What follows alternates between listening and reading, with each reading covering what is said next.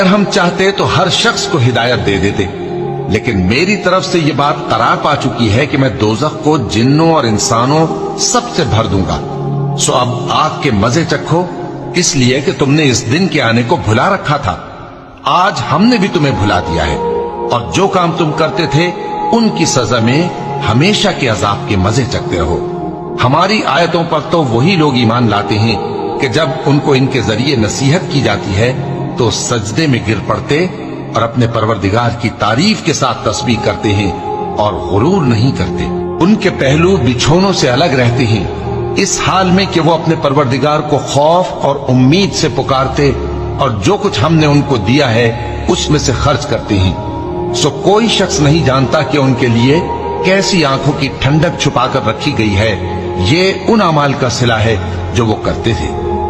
21 days تہجد کی پابندی کر کر دیکھیں، اگر آپ کو کچھ بھی چاہیے ہو یا کچھ بھی زندگی میں پریشانیاں ہیں، مشکلیں ہیں، تو یقین کے ساتھ آپ تہجد کی اگر 2 نفل بھی پڑھ لیں گے نا تو that would be more than enough and your life will be change like اینی تھنگ۔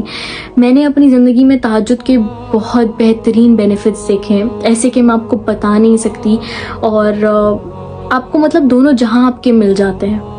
آپ اس رب سے بات کر رہے ہوتے ہیں، کہہ رہا ہے مجھ سے مانگو۔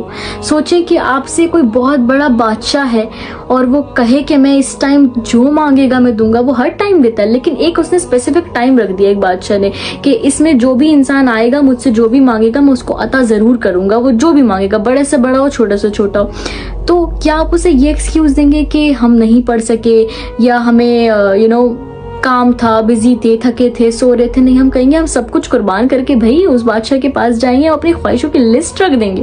تو آپ لسٹ رکھ دیں۔ ہمارے ایمان کے 3 درجے ہیں، اور ان تینوں درجوں میں سے اگر ایک بھی درجہ کسی بھی انسان میں ہے تو اس کا ایمان ابھی بھی زندہ ہے اور اس کا ایمان خطرے میں نہیں ہے۔ لیکن اگر تینوں ہی درجے نہیں ہیں تو اس کو اپنے ایمان کی فکر کرنی چاہیے اور دعا کرنی چاہیے۔ سب سے پہلا درجہ یہ ہے کہ جب بھی وہ کہیں برائی ہوتا ہوا دیکھے، گناہ ہوتا ہوا دیکھے تو اس کو اپنے ہاتھ سے روکے۔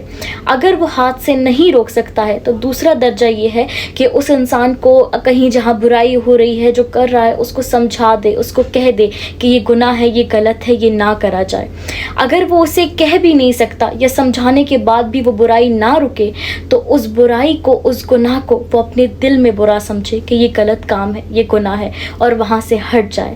تو ان تینوں میں سے اگر ایک بھی درجہ زندہ ہے تو آپ کا ایمان زندہ ہے، اور ہمیں ہمیشہ یہ کوشش کرنی چاہیے کہ ہم اپنے ایمان کو تازہ کرتے رہیں، اس کے لیے دعا کرتے رہیں اور کوشش کرتے رہیں۔ اللہ تعالی ہم سب کے ایمان کی حفاظت